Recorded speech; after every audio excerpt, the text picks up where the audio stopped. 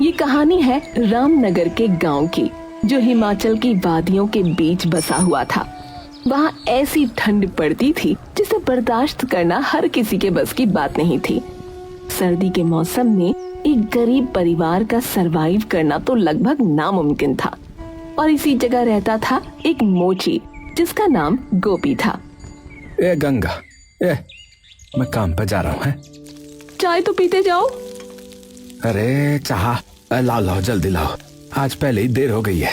पिताजी मैं भी आपके साथ चलूं? अरे तू कहाँ जाएगा रे? मैं तो काम पे जा रहा हूँ। मुझे भी आपकी तरह जूतों की मरम्मत करनी है। हे भगवान, कैसी बातें कर रहा है तू? सारी दुनिया जहान बड़ा आदमी बनने का सपना देखती है और तू अपने बाप की तरह मोची बनना चाहता है। अरे गंगा, ये चंदन अभी छोटा है, उम्र के साथ समझ जाएगा। ठीक है? ये सब तुम्हारी वजह से है। तुम अमीर होते तो ये सब ना होता। वैसे भी सर्दियाँ आ गई हैं, गरीबी का असली मजा तो अब आना शुरू होगा, क्योंकि बर्फबारी शुरू होने लगी है। फिलहाल अब जाओ यहाँ से, इससे पहले कि मुझे और गुस्सा आ जाए। अरे ठीक है बाबा, जा रहा हूँ। गंगा हमेशा गोपी को उसकी गरीबी का ताना देती रहती थी, पर गोपी बहुत सीधा था। वो उससे कुछ नहीं कहता था, लेकिन उसकी दिक्कत बस यहीं तक नहीं थी। वो जब बाहर निकलता था तो उसके साथ उसकी कथित तौर पर छोटी जाति की वजह से भेदभाव भी होता था। जूते चप्पल की मरम्मत करवा लो भाई साहब। ओ राजू, जूते चप्पल की मरम्मत करवा लो। अरे चुप, तेरी हिम्मत कैसे हुई मेरी कोठी के सामने अपना ये सड़ा सा ठेला लगाने की? है बहुत बार मना किया है तुझे, पर तू मानता नहीं है ना। पर मालिक जमींदार ने उसकी एक बात न सुनी और उसका ठेला अपने आदमियों से कहकर छीन लिया। अरे साहब जी दया करो साहब जी दया करो साहब जी। ऐसे मैं क्या कमाऊंगा साहब जी, क्या खाऊंगा साहब जी, दया करो साहब जी। चला जा, वरना तेरी हड्डियां भी तोड़वा दूंगा, बता रहा हूँ। गोपी थके कदमों से घर की ओर चल दिया।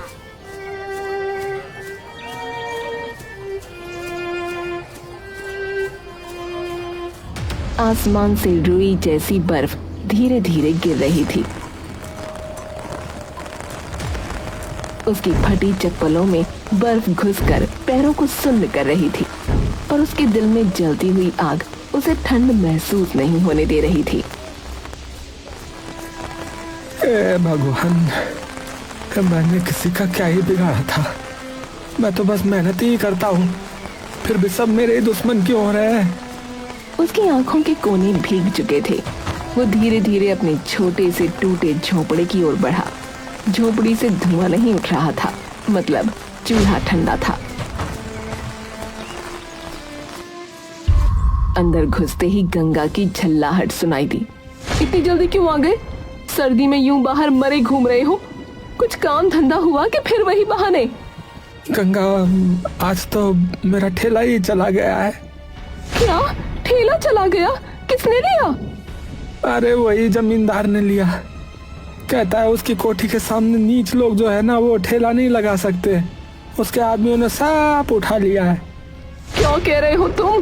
किस हक से उसने तुम्हारा ठेला छीना? क्या वो भगवान है? जाओ जाकर पुलिस में शिकायत करो। अरे गंगा, पुलिस हमारी नहीं सुनती है। जमींदार के आदमी जो है ना वहां तक बैठे हैं, उल्टा हमें ही जेल में डाल देंगे वो। अरे तो अब क्या करेंगे? घर में आटा नहीं, दाल नहीं। चंदन 2 दिन से सूखी रोटी खा रहा है। मैं तो सह लूंगी भूख, पर तुम बताओ, बच्चे को क्या खिलाऊं? क्या उसका भी पेट काट दूं? अरे अब भगवान जो करेंगे वो अच्छा ही करेंगे। तू परेशान मत हो गंगा, परेशान मत हो।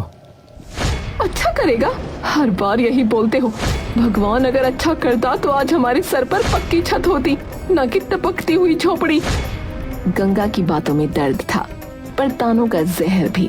गोपी उसके शब्दों में छिपे दर्द को समझता था, पर जवाब देने की ताकत उसमें नहीं थी। वो बस एक टूटी सांस भरकर बोला, देख गंगा, कल से मैं जो है ना, मैं जंगल जा रहा हूँ। लकड़ियाँ जमा करके लाऊंगा, ठीक है? उन्हें बेचेंगे ना तो कुछ पैसे वैसे आ जाए, चूल्हा भी जल जाएगा और शायद जो है 2 वक्त की रोटी भी मिल जाए। और राशन वो कहाँ से लाओगे? चलो ठीक है, वो जो है ना सेठ मूलचंद, उनके पास जाता हूँ। शायद दे दे उधार। वो सेठ वही जो हर बार ताना मारता है। खैर जाओ कोशिश कर लो। गोपी ने अपनी फटी हुई कमीज का बटन बंद किया, फटे जूतों को खींचा और सेठ मूलचंद की दुकान की ओर चल पड़ा।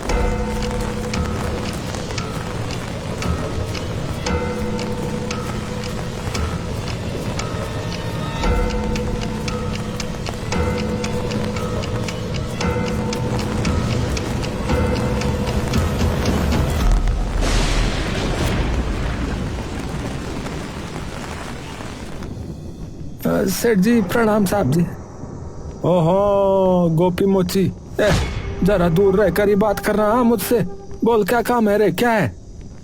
साहब जी वो घर में ना खाने को कुछ ही नहीं है। थोड़ा सा जो है वो राशन वासन मिल जाता तो थोड़ा गुजारा चल जाता है साहब जी। महीने के आखिर में चुका दूंगा साहब। अरे उधार? तुम जैसे लोग तो जो है बस भगवान भरोसे रहते हैं रे, हैं? लेकिन चलो कोई नहीं कोई नहीं, एक शर्त पे दूंगा। हाँ एक शर्त पे। क्या क्या शर्त है साहब जी?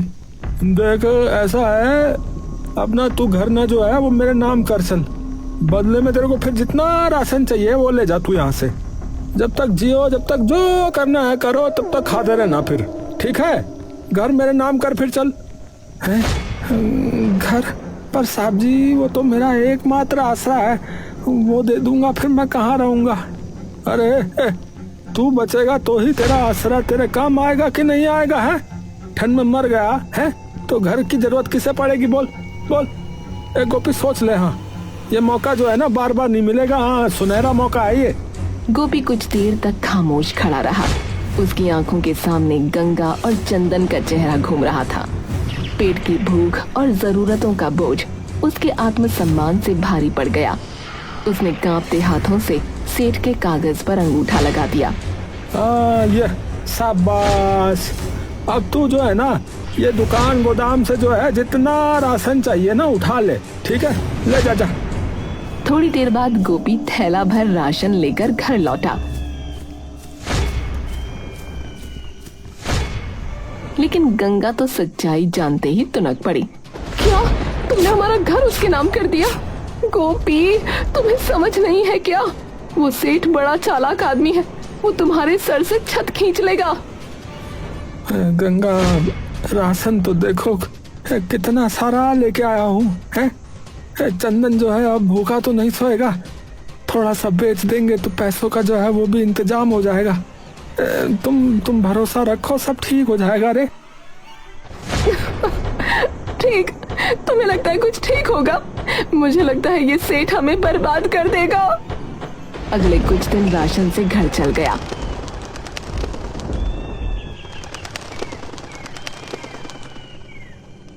फिर एक सुबह गोपी ने सोचा जो कुछ बचा है बाकी भी ले आऊं, ताकि सर्दियों की असली मार से कुछ राहत रहे।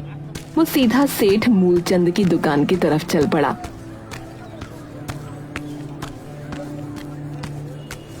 अरे साहब नमस्कार नमस्कार। उस दिन के लिए बहुत आभारी हूँ, आपने राशन दिया। साहब अगर थोड़ा और राशन मिल जाता तो थोड़ा और दया हो जाती, घर में जो है कुछ नहीं बचा है। अरे गोपी आज तो कुछ नहीं है रे मेरे पास। हाँ अरे वो जो ट्रक आ रहा था ना वो रास्ते में कहीं फंस गया है। बल बर्फबारी से रास्ते सारे बंद हो रखे। अब जब आएगा तब ले जाना है। अभी जा तू, अभी कुछ नहीं है, जा। अरे साहिबो, अरे पर हमारा राशन जो है वो खत्म ही होने वाला है। एक दाना नहीं है घर में खाने के लिए, अब हमें जरूरत है साहब। अरे गोपी बोल दिया है तुझे, है रास्ते बंद हो रखे हैं। मैं तो कह रहा हूँ अभी जा, अब घर संभाल अपना। यहाँ अभी कुछ नहीं मिलेगा, जा अभी। गोपी ने दुकान का गोदाम, तख्त, पूरी दुकान, हर कोना देखा।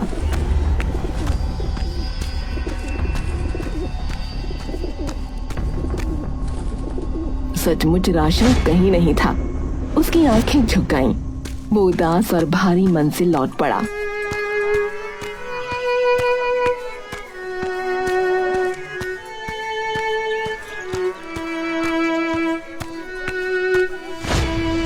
अरे गंगा वो सेठ कह रहा है कि माल जो है ना वो कहीं रास्ते में फंस गया है। बल कुछ नहीं है। देखा, मैंने कहा था ना तुमसे, वो सेठ कितना चालाक है। पहले तो घर मांग लिया, अब राशन का बहाना बना रहा है। मैंने कहा था ना, ये आदमी कमीनों का राजा है। ए गंगा, तुम मत हंसो, बस मैं हाथ जोड़ रहा हूँ। ये बात पेट की है। हाँ, पेट तो पेट काट लो। तुम हमेशा कुछ न कुछ उम्मीद जता देते हो। अब तुमने घर भी दे दिया। हे भगवान, चंदन की तबीयत भी ठीक नहीं है, बताओ क्या करें। कड़वी हंसी और शिकायतों ने घर को घेर लिया। गंगा उस पर टूट पड़ी। प्रश्न, ताने, दर्द सब एक साथ। चंदन, जो अपनी छोटी आंखों में बेबसियत लेकर खड़ा था, अचानक रो पड़ा और उसके छोटे छोटे शब्द घर की दीवारों में गूंज गए। मम्मी, पापा ने तो घर बेच दिया। क्या अब हम सच में बेघर हो जाएंगे? चुप कर बेटा, ऐसी बातें मत कर। तुम बड़े होकर कुछ बड़ा बनोगे, पर तुम्हारे बाप को मैं कभी माफ नहीं करूंगी। ए गंगा, घर का जो थोड़ा बहुत राशन बचा है उसे आप बेच देते हैं। पैसों से कुछ खाने का इंतजाम कर लेंगे, और जो है ये चंदन की दवाई का भी। जो तुझे सूझता है वही कर ले, मुझे कोई मतलब नहीं रहा अब। तुम तो चाहते ही हो कि हम मर कर जाएं। गोपी ने मुंह पर ठोस लकीर ले ली और बचा हुआ छोटा सा पर्चा, कुछ आटा दाल का हिस्सा लेकर बाजार की ओर निकल पड़ा। वो पता नहीं कितनी बार खुद को टूटते हुए महसूस कर रहा था, पर बच्चे के लिए वो कुछ भी कर सकता था। अरे दाजू, जल्दी करो, जल्दी, हवा तेज हो रही है। हवा है? क्या हवा हो रही दाजू? कैसी हवा? अरे सुन नहीं रहे हैं? लोग कह रहे हैं बर्फ की आंधी आ रही है। जो लोग घर से बाहर हैं, चलो भागो कह रहे हैं। वहाँ झट से अपने लोगों को जो है सुरक्षित जगह पे ले जाओ। हाँ, सारा बाजार हलचल में आ गया। लोग भगाए जा रहे थे, दुकानें बंद हो रही थी। गोपी ने जल्दी से जो भी पैसे मिले और जो थोड़ी सी रोटी बची थी उसे उठाकर घर की ओर भागा। गंगा, चंदन, तैयार हो जा बाबू, बर्फ का तूफान आ रहा है। बल हम वहाँ जाते हैं जंगल की तरफ, जहाँ पेड़ जो है ना बहुत घने हो रहे हैं। जंगल? यहाँ से? पर कैसे? अरे जाना पड़ेगा। जंगल में पेड़ों के बीच में हम जो है ना छिप जाएंगे। वहाँ जो है आग भी जला के जो है थोड़ा बहुत गर्म रह सकते हैं ना। सब गांव वाले जो है वो भी जा रहे हैं। जल्दी करो, जल्दी करो। जैसे ही गोपी ने ये कहा, गंगा ने फटाफट जरूरी सामान समेटा और सब जंगल की ओर निकल पड़े। बर्फ के छोटे छोटे गुब्बारे हवा में नाच रहे थे और आसमान होकर काला हो रहा था।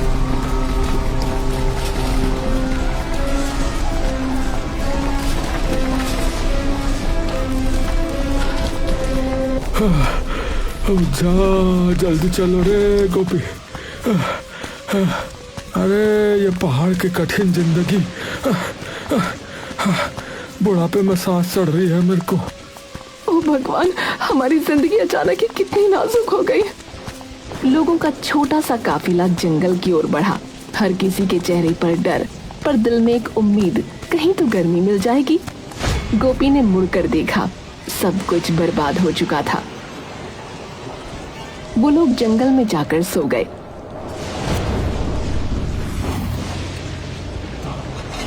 गंगा, गंगा, जल्दी उठो, जल्दी उठो। जंगल में पानी भर रहा है, पानी भर रहा है, जल्दी उठो। हे भगवान, कहीं सुकून नहीं है, अब क्या करेंगे? अरे जल्दी से फटाफट पेड़ में चढ़ जाओ, जल्दी चढ़ जाओ। मैं भी जो है चंदन को लेकर पेड़ पे आता हूँ। तुम चढ़ो, चलो चढ़ो। वो लोग पेड़ पर चढ़ गए। गोपी ने देखा कि बचा हुआ जो कुछ भी था, थैला, थोड़ा राशन, कुछ कपड़े, सब पानी के साथ बह चुका है। अब तो पेड़ों पर ही रहना पड़ेगा, जमीन पर लौटना मुमकिन नहीं। ओहो, मैं पेड़ पर जो है ना सही से रहने के लिए कुछ करता हूँ। अच्छा, कुछ करता हूँ मैं। क्या? अरे देखती जा, देखती जा। गोपी ने पेड़ के तने को एक हिस्से को काटकर और जोड़कर एक छोटा सा तख्ता बनाया। उसकी कारीगरी में कुछ खास बात थी। धीरे धीरे उसने एक छोटी सी झोपड़ी का ढांचा तैयार किया जो शाखाओं पर टिकी हुई थी। तुमने ये क्या किया? ये तो कमाल है गोपी। अरे बस ये छोटी सी झोपड़ी बन गई। हवा और पानी से बचने के लिए है। पर अभी इसमें एक कमी है रे, ये पाँख नहीं है इसके ऊपर, छत जो है ना छत नहीं है। हवा से ये उड़ जाएगा और फिर ठंड हमें जो है ना वो हिला देगी, तो इसको जो है किसी तरह पाँख बनाना होगा, ढकना होगा इसे है। और जरा ही देर में झोपड़ी जैसे घोंसले में बदल गई। चंदन उसकी कला देखकर ताली बजाने लगा और बाकी लोग भी चकित होकर उसकी तारीफ करने लगे। वाह पापा, आपने तो कमाल कर दिया, मैं बड़ा होकर आपके जैसा बनूंगा। गोपी तू सच में कारीगर है, अगर तू चाहे तो पूरे गांव के लिए ऐसे घर बना सकता है। तभी सेठ मूलचंद भी पेड़ के पास आया। वो झोपड़ी को देखकर थोड़ी देर खामोशी से खड़ा रहा और फिर बोला, अरे ये घर तो बड़ा अच्छा बना है। ऐसा लग रहा है इस पेड़ पे जो घर है ना वो अब मेरा ही होना चाहिए। अरे साहब, अरे ये आपका घर कैसे हो सकता है? अरे कुछ भी तो मत बोलो। गोपी, मैं कह रहा हूँ ना, अरे जो अंगूठा लगाया था ना कॉन्ट्रैक्ट पे, कागज पे अंगूठा नहीं लगाया था तेरा, उसमें लिखा था हाँ जो तेरा घर होगा वो मेरा घर हो जाएगा। हाँ, तुम्हारा असली घर तो तूफान ने बर्बाद कर दिया ना, कर दिया कि नहीं कर दिया बोल? तो अब यही मेरा घर हुआ नहीं हुआ, हुआ नहीं हुआ बोल? कॉन्ट्रैक्ट के जो है मुताबिक हो रहा है ये। हाँ, ये घर जो है तुमको मुझे देना होगा अब। हाँ।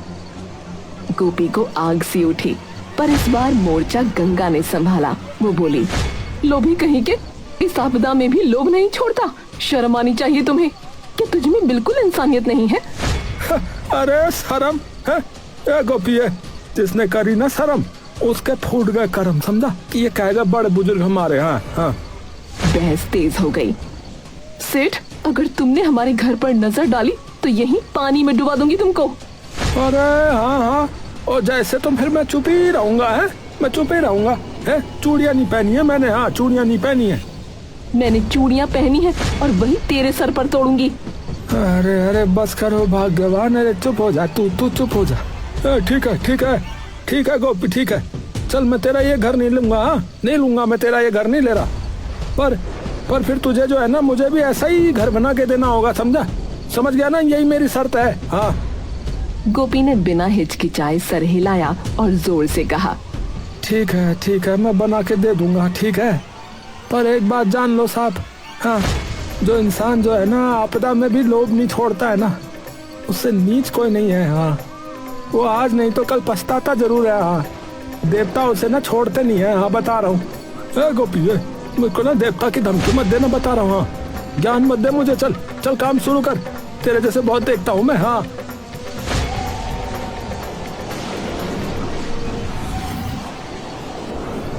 गोपी ने पेड़ के तने पर फिर से कुल्हाड़ी मारी। हवा में लकड़ी की खुशबू घुल गई थी। ठंड अब भी थी, लेकिन उसके पसीने से कपड़े गीले हो रहे थे। चारों तरफ सन्नाटा था, सिर्फ कुल्हाड़ी की टक टक टक की आवाज। तभी वो सेठ से बोला, सेठ, अगर कल को ये तूफान थम गया ना तो तू मेरा असली घर मुझसे नहीं मांगेगा, बता रहा हूँ मैं। हाँ, वो मेरा ही रहेगा अब। हाँ, ठीक है, फिर ठीक है, मैंने कह दिया है। हाँ, लेकिन फिर मेरी एक शर्त है। हाँ, शर्त है मेरा घर जो है 3 मंजिला होना चाहिए, समझ गया? 3 मंजिला बनेगा। हाँ, वो भी ऐसा कि दूर से चमके, समझा नहीं समझा तू? है, मैं कोई आम आदमी नहीं हूँ, समझा? मैं सेठ हूँ, सेठ, समझा? अरे जो हुकुम मालिक, जो हुकुम साहब। गोपी दिन रात काम में लगा रहा। लकड़ी काटी, बेलों को जोड़ा, शाखाओं से फर्श बनाया। उसकी हथेलियां फट चुकी थीं, लेकिन हौसला कम नहीं था। गंगा और चंदन भी उसे देख रहे थे। अम्मा, बाबू तो जैसे कोई जादूगर लग रहे हैं। हाँ बेटा, गरीब के हाथों में मेहनत का जादू ही तो होता है। मैंने ही बस कभी नहीं समझा। आखिर वो दिन आया जब 3 मंजिला लकड़ी का घर बनकर खड़ा हुआ। पूरा जंगल उस घर को देखकर दंग रह गया। ओ जा मेरी बाबा, अब हुई ना बात ये। अब तो कोई राजा भी देखेगा ना वो भी जल जाएगा। हाँ, इतना बढ़िया हो गया ये तो। अरे साहब, अभी घर पूरा नहीं हुआ है, इसे जो है पेड़ की छाल से ढकना होगा, नहीं तो जो है खराब हो जाएगा। बारिश हवा अंदर आएगी और बर्फ भी अंदर आएगी तो ये फिर ठीक नहीं होगा ये साहब। नहीं रे गोपी, नहीं, मेरा घर किसी चिड़िया के घोंसले के जैसा थोड़ी दिखेगा। है, सेठ जी हूँ मैं यहाँ का। हाँ, ऐसा ही ठीक लग रहा है मुझे ये। हाँ ऐसा ही ठीक है ये, रहने दे, कुछ नहीं होगा, कहीं नहीं जा रहा है ये घर, बढ़िया हो गया। गोपी ने सेठ को समझाने की कोशिश की लेकिन वो नहीं माना। इसके बाद गांव वालों के कहने पर गोपी ने सबके लिए छोटे छोटे घर बनाए। हर घर को उसने पेड़ की छाल से ढक दिया। हो जा, जिसे हमने नीच समझा वही तो असली उस्ताद निकला रे। रात गहराने लगी, हवा फिर से तेज हुई। अचानक तेज बारिश शुरू हो गई और बिजली ने जंगल को रोशन कर दिया। गांव वालों के छोटे घर मजबूत थे, छाल से ढके हुए, तो उनमें सिर्फ हल्की सरसराहट हो रही थी। लेकिन सेठ का 3 मंजिला घर हिलने लगा, दीवारें कांपने लगीं। अरे जाओ भगवान, अरे ये क्या हो गया? अरे इतनी ठंडी हवा कैसे चल रही है ये? अरे ये क्या उखड़ गया? अरे यहीं से हवा घुस रही है। अरे इतना जाड़ा हो रहा है, इतनी सर्दी में तो मैं मर ही जाऊंगा रे। अरे कोई तो बचाओ रे। छत का एक टुकड़ा उखड़ गया, हवा सीधा अंदर घुस आई। अरे गोपिया, कहाँ गया रे? अरे कोई तो बचाओ मुझे। गांव वालों ने आवाज सुनी लेकिन सब चुप रहे। सेठ जैसे तैसे बाहर निकला, भीगा हुआ, थर थर कांपता हुआ। गोपी, अरे मुझे अपने घर में जगह दे, मैं ठंड में मर जाऊंगा रे। अरे बहुत जाड़ा हूँ मेरी। अरे नहीं गोपी, इसे याद है तूने जब मदद मांगी थी तो ये हंसा था। अरे गंगा, अगर हम इसके जैसे बन गए तो फिर फर्क ही क्या रह जाएगा इसमें और मुझ में? है फर्क ही क्या रहेगा बोल? अरे जल्दी अंदर आजा सेठ, जल्दी अंदर आजा, बाहर बहुत जाड़ा हो रहा है। अरे गोपी, अरे तू बहुत बड़ा आदमी निकला रे, बहुत बड़ा आदमी निकला है तू। जी रहे, मैंने तेरे साथ बहुत बुरा किया, पर तूने जो है मेरी जान बचा ली रे। अरे देखा गंगा, इसी को कहते हैं भगवान की लीला है। कभी कभी तूफान जो है वो घर को नहीं है बल्कि इंसान को बदलने आते हैं। हाँ समझ गए सेठ जी? हाँ मानते हो ना इस बात को? यही होता है। सेठ की आंखें भर आईं। अब सेठ सुधर चुका था और फिर अगली सुबह से मौसम सुहावना होने लगा और जल्द ही सब अपने गांव वापस लौट गए।